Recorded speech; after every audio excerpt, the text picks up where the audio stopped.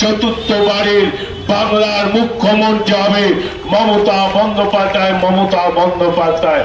আর সেই কথাগুলো বলে আজকে যে ভাষায় বিজেপি যে নোংরামি করছে, আমি সঞ্জয় ঘোষ আপনাদের কাছে বলি, আমি যদি মনে করি পান্ডুয়ায় বিজেপির ভোটা রাখবো না, বিজেপির কত লোক আছে আমার সঙ্গে লড়াই করুক, আমি একাই 100 পান্ডুয়ার মধ্যে বিজেপি সিপিএম কে দমানোর জন্য।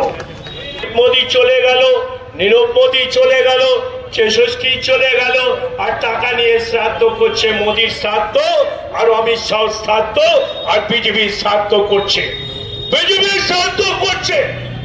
এই বিজেপি ভারতবর্ষটাকে বিক্রি করে দিয়েছে, অর্থনৈতিকটা বাঙালিরা।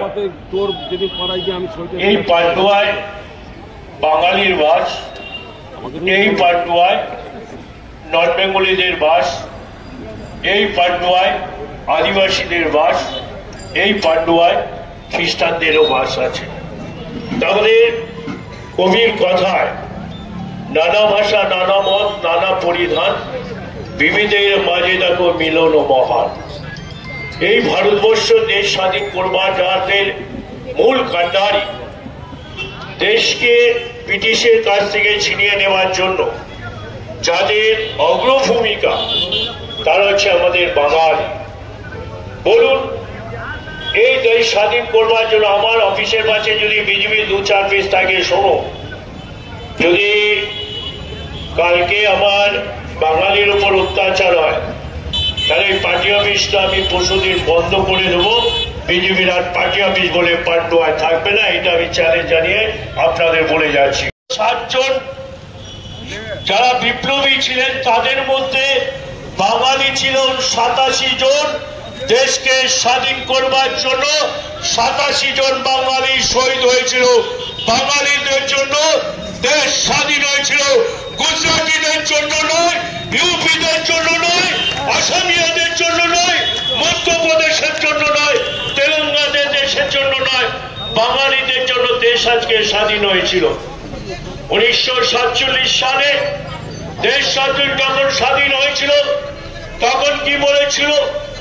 যখন বৃদ্ধ থেকে আসছে, শিশু থেকে বৃদ্ধ, আবার সবাই তেরঙ্গা ঝান্ডা নিয়ে বলেছিল, আনাচে কানাচে মোমবাতি জ্বালিয়ে, প্রদীপ জ্বালিয়ে বলেছিল বন্দে মাতরম, বন্দে মাতরম, বন্দে মাতরম ধ্বনি দিয়ে তেরঙ্গা ঝান্ডা মাথার উপর তুলে ব্রিটিশকে তাড়িয়ে যে 1947 সালে 15ই আগস্ট দেশ স্বাধীন হয়েছিল।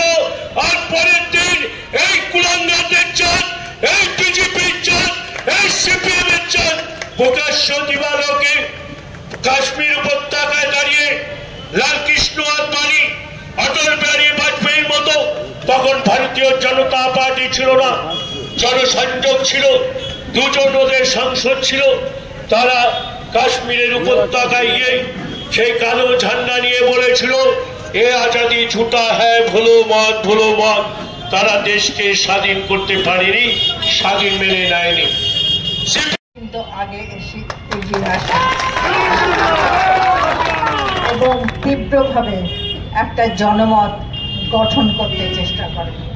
এখানে অনেকেই উপস্থিত আছেন, প্রধানরা আছেন, সভাপতি আছেন, জ্যোৎস্না আছে এবং আরো অনেকে আছেন, মঞ্জু আছে। সবার কথা আমি বলতে পারছি না, সর্বোপরি আপনারা আছেন যারা এই সবার সমর্থনে এগিয়ে এসছেন। তাই আগামী দিনে বাংলা ভাষা, যা আমাদের মাতৃভাষা, সেই ভাষাকে যেন কোনো রকম আঘাত না আসে, আমাদের সকলকে একসঙ্গে লড়াই করতে হবে। আপনারা দেখেছেন গতকাল যে প্রতিবাদ সভার আয়োজন করেছিলেন মমতা বন্দ্যোপাধ্যায়, ধর্ণা মঞ্চ কীভাবে সরিয়ে দিয়েছে, এর বিরুদ্ধে আমাদের আন্দোলন করতে হবে। কারণ যে কোনো অন্যায় প্রতিবাদী মুখ হলো মাননীয় মুখ্যমন্ত্রী মমতা বন্দ্যোপাধ্যায়। যে কোনো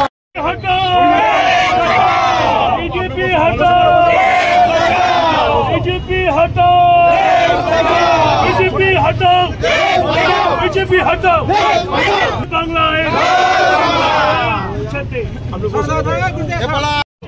हटाओ, जय बांग्ला, जय बांग्ला, जय बांग्ला, जय बांग्ला। আজই প্রতিবাদ মিছিল হয়েছে, বিভিন্ন জায়গায় এটা ঘটেছে। পান্ডুয়ার জনসংখ্যা কিরকম? মিছিলের জনসংখ্যা কিরকম? আমাদের তো এটা প্রতিবাদ সভা ছিল। আমরা তো মিছিলের আগের দিন বাইক রালি করলাম 30 তারিখে, প্রায় 22,000 বাইকের মতো ছিল। এবারে আমরা প্রতিবাদ মিছিল আমরা করলাম। প্রতিবাদ মিছিলে মমতা বন্দ্যোপাধ্যায় যে কথাটা বললো মেয়র রোডে যে বাঙালিদের মেয়র রোডে তৃণমূল কংগ্রেস ধর্ণামঞ্চে ছিল, সেই ধর্ণামঞ্চে বিজেপি নেতা নরেন্দ্র মোদী প্রধানমন্ত্রী এবং অমিত শাহ স্বরাষ্ট্রমন্ত্রী ওদের অঙ্গুলিতে ওদের ইশারায় সিআরপিএফ এবং মিলিটারি দিয়ে মঞ্চ খুলে দিয়েছিল। কারণ দেখছে যে আমরা কোনো কিছু এত আন্দোলন করে মমতা বন্দ্যোপাধ্যায়কে কোনো মতে টলাতে পারছি না, তাহলে আমাদের প্রশাসনকে লাগাতে হবে। সেই প্রশাসনকে দিয়ে তারা ব্যবহার করছে, কিন্তু বাংলার মানুষ প্রশাসনের দিয়েই করুক আর ইডি সিবিআইকে দিয়ে যতই করুক, বাংলার মানুষ মমতা বন্দ্যোপাধ্যায়ের সঙ্গে আছে। আগামী 2026 সালে মমতা বন্দ্যোপাধ্যায় চতুর্থবারের মুখ্যমন্ত্রী হয়ে প্রায় 200 ও 250-এর উপরে সিট নিয়ে প্রায় মমতা বন্দ্যোপাধ্যায় মিটিং হবে। আজকে আমাদের প্রতিবাদ সভায় ডাক্তার রত্নাদিনা করছিলেন, আমাদের প্রিয় বিধায়িকা দিদিও ছিলেন, সবাই ছিল। প্রোগ্রাম খুব ভালো হয়েছে এবং লাস্টে বাংলা ভাষা নিয়ে আন্দোলন চলছে এবং বাঙালিদের ওপরে অত্যাচার চলছে, সেখানে গতকাল সৈন্যরা আমাদের আন্দোলন সভা ভেঙে ফেলে। এই বিষয়ে বললাম বিজেপি ভয় পেয়ে গেছে নরেন্দ্র মোদী অমিত শাহ। বাঙালিরা যখন দেশ স্বাধীন করবার জন্য 87 জন বাঙালি আত্মবলিদান দিয়েছে, শহীদ হয়েছে, দেশ স্বাধীন করে দিয়েছে। গুজরাটিদের অবদান ছিল না, নরেন্দ্র মোদীদের অবদান ছিল না, অমিত শাহর অবদান ছিল না, বিজেপির অবদান ছিল না, RSS এর অবদান ছিল না। দেশ স্বাধীন করেছে বাঙালিরা, দেশ স্বাধীন করেছে ভারতবর্ষ, ব্রিটিশকে তাড়িয়েছে ভারতবর্ষ থেকে বাঙালিরা। যে বাঙালি যদি আগামী দিনে ভারতবর্ষের মমতা বন্দ্যোপাধ্যায় প্রধানমন্ত্রী একটা ভয় পেয়ে গেছে, যদি হয় তার আগে বাঙালিকে, যে আমি ভারতবর্ষ অনেক রাজ্য দখল করেছে লুটেপুটে খাবার জন্য, বাংলার মমতা বন্দ্যোপাধ্যায় আছে বলে এখন আমরা সম্পূর্ণটা খেতে পাচ্ছি না। বাংলা থেকে যদি মমতাকে সরতে পারি তাহলে আমাদের 100-100 আমরা জায়গা করে নিতে পারবো।